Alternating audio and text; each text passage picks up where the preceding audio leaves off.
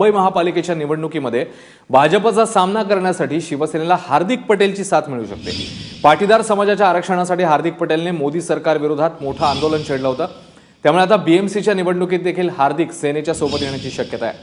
हार्दिक रात्री मुंबईत दाखलही झालाय आणि या सगळ्या संदर्भात अधिक अपडेट घेऊया। आपले प्रतिनिधी ऋत्विक भालेकर आपल्या सोबत आहेत। ऋत्विक, शिवसेनेची एक नवीन खेळी समोर येते, काय सांगशील?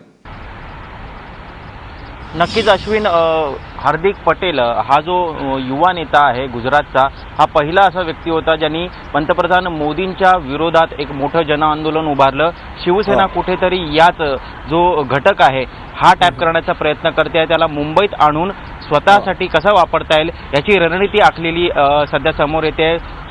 बँड्रामध्ये एका अज्ञात स्थळी हार्दिक पटेल आता मुक्कामी आहे। दुपारी 12:30 वाजता उद्धव ठाकरे आणि हार्दिक पटेल यांची संयुक्त पत्रकार परिषद मातोश्रीवरती होणार आहे अशी माहिती सुद्धा मिळते। मात्र हार्दिक पटेल यांच्याशी संपर्क केला असता अशी माहिती समोर येते की कुठल्याही पक्षाचा प्रचार हार्दिक पटेल करणार नाहीयेत असं ते स्पष्ट करतायत।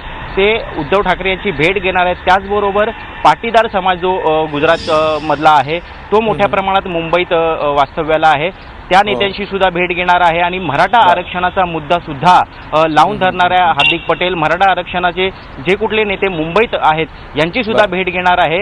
एखाद दुसऱ्या मीटिंगला उपस्थिती लावतील, मात्र कुठलीही जाहीर सभा किंवा रॅली ते करणार नाहीयेत असं त्यांनी स्पष्ट केलेलं आहे। अश्विन, ऋत्विक, या सगळ्या घडामोडीवर तू बारकाईने लक्ष ठेवून राहा। आजचा दिवस फार महत्त्वाचा असणार आहे या राजकीय घडामोडींच्या अनुषंगाने।